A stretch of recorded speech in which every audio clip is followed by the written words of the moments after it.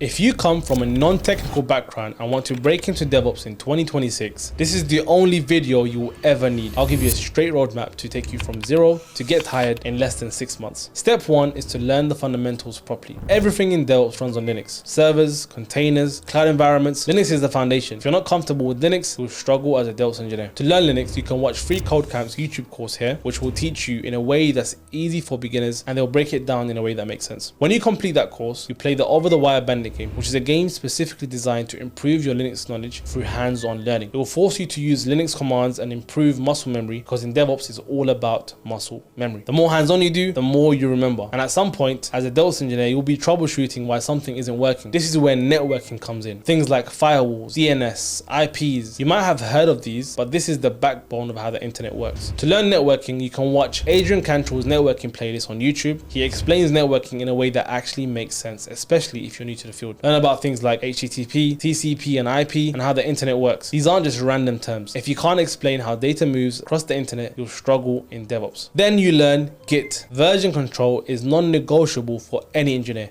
not just DevOps, for any engineer. Every company uses Git. You'll need to manage code, track changes, and collaborate with teams. Once again, Free Code Camp have a free course on YouTube that you can go through that teaches you everything you need to know about Git. Covers the basics from cloning a repo to handling merge conflicts, which you'll definitely do as a DevOps engineer. As you're watching the course, make sure you follow along, but make sure to create your own code. Push your own changes to GitHub, create branches, open pull requests. The more you use it, the better you become. Now, those are the fundamentals. That's Linux, networking, and Git. Once you've covered the fundamentals, you go to step 2. Step 2 is learning the tools that matter, that connects everything together. This is your DevOps toolbox. The first thing is the cloud. You're going to be deploying apps to the cloud, not run them on your laptop, which means it's important to learn tools like AWS, GCP, or Azure. Now, these are the 3 major cloud providers. I want you to just pick one and stick with it. Most people go with AWS because it's the biggest in the market, but it doesn't matter as long as you pick one and get familiar. Now, it helps to get a certification, not because certs get you hired, but because they force you to learn. Preparing for a certification, you take in all the theory, you prepare for the exam, and that process is what helps you learn a lot of the theory behind AWS. AWS Cloud Practitioner is a good start. Now, in DevOps, you don't manually click around inside the console on AWS. We manage things through code. This is where infrastructure as code comes in. Once you've learned AWS and you've created some resources on the console, you now apply everything you've learned into Terraform. Now, Terraform is what creates the infrastructure using code. It's known as an infrastructure as code tool, and it helps you deploy these resources onto the cloud. Now, some people might consider getting the Terraform Associate certification. It's not necessary, but it proves that you know your stuff. Now, the next thing is containers. Nowadays, most applications run on containers, and Kubernetes manages these containers at scale. So start by learning Docker, learn how to containerize an application, run it locally, and learn about Docker files. You can learn all of this again. Free Code Camp have a Docker course that you can go through, or you can watch Amigos Codes, who has a course on YouTube on Docker and Kubernetes. Then move on to Kubernetes, which is a bit more intense, but you learn how to deploy containers in a real world environment. But don't jump to Kubernetes too early. It's an intense tool, and you can basically leave it to last. Now, every DevOps engineer has to know about CI/CD. It's literally the principle of DevOps. CI/CD automates everything, and that goes from testing, deploying applications, building applications, everything. The whole process has to be automated. This is the essence of DevOps. Now, there are various tools to learn when it comes to CI/CD. I want you to stick with one of them. Since you're already familiar with GitHub, it's easy to just use GitHub Actions as your CI/CD tool. Now, understand how a pipeline works. Your job is to make sure developer code goes into production without breaking anything. And that's basically step 2. Step 2 are the tools that matter. That's the cloud, CI/CD, Terraform, and containers. Now, this step is what makes you job ready. Step 3 is all about combining all these tools that you've learned and building a real world project. And this is where most people fail. They don't have real world projects on their CV. This step is what's going to make you stand out. So here's how you can actually prove that you can do the job. I'll break it down for you in 5 simple steps. 1.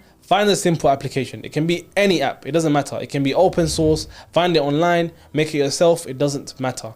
What matters is how you deploy it. Number 2, containerize it. You've learned about Docker now. Put the app in a Docker container so it runs the same everywhere. Number 3, deploy it manually to the cloud. This is what I call ClickOps. This is where you go to the AWS console. You create all your resources. All the resources that you need to now deploy this container that you've created. So you have this Docker image. You want to deploy it onto, for example, an ECS cluster. The reason we're doing it manually through the console is so that you understand how every component and how the resources connect together, how everything works. And then step 4, automate it with Terraform. Once you get it working on the console, now create infrastructure as code and automate with Terraform. Make sure to use best practices like using modules and storing your state file in the backend. All of this you will pick up when you learn Terraform, so don't worry. Since you've covered Terraform, you should understand all these terms. And finally, 5, put everything in a CI/CD pipeline, so you automate the whole process from the start of the application all the way to deploying it. You push your code and you let the pipeline handle everything. This is the essence of DevOps. So that covers step 3. And if you do these 5 things, you just built a production ready deployment pipeline. This is what companies hire for. Now step 4, and this is where you start to learn interviews and so on, is fixing your CV. Your CV is the first thing recruiters and hiring managers look for. So make sure your CV is one of the best on the market. So if you watch this video here, I talk about what a good CV looks like. You can use tools like resume.io and Flow CV